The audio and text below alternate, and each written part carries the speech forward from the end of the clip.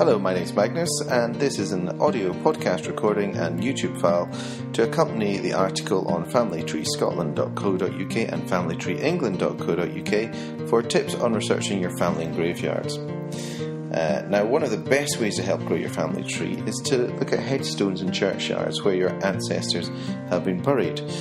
Graveyards are, of course, a rich resource for finding out what happened to your family.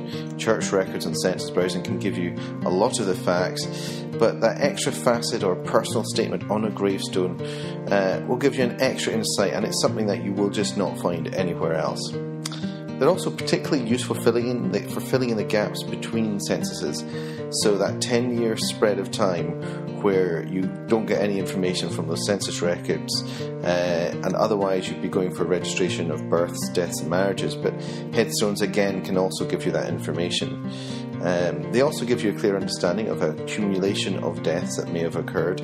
They also help you understand what events might have affected a family, so if there had actually been a common illness running in the family, and if a number of the children had died all at the same time, it would give you an indication for what's actually happened at that time. Also, looking at other grave markers in the area will help building an understanding of what's been going on in the local community.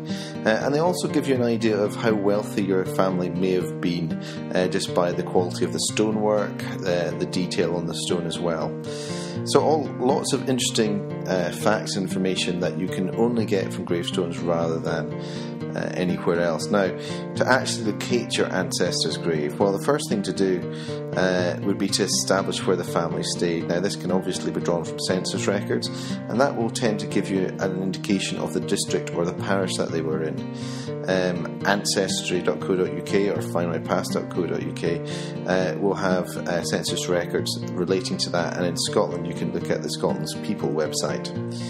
Once you've found the parish, you'll have to probably switch websites to find one that gives you relevant parish records. There's not so many good centralised websites for this, but Scots Family certainly do it. And also, I think Genealogy UK gives you that information as well. So once you've actually found the parish, you can actually find the graveyard itself. Now, it's not quite time yet to get those wellies on and head out into the graveyard.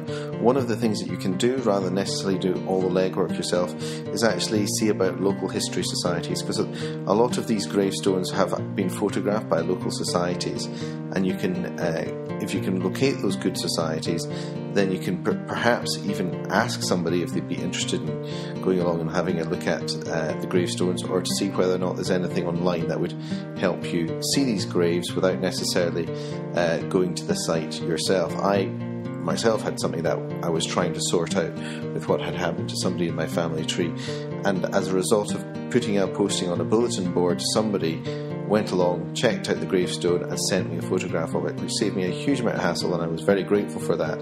Now, you might not be quite so lucky with that, but it's certainly worth checking out that local society angle. Now, of course, once you're actually there, you need persistence and diligence. You're going to be hunting through a graveyard, and the gravestones may not be that obvious. The actual church itself may have a record of where the gravestone is, so it's worth checking with them. And then take a camera with you, take a notepad, and it's something you've got to be careful of, but you may need something to help brush away a little bit of the residual dirt, but you certainly don't want to do any damage to the stone. A torch may help you highlight some of the writing that's actually been carved into that stone, because it can be quite tricky to read those inscriptions once they've begun to fade away.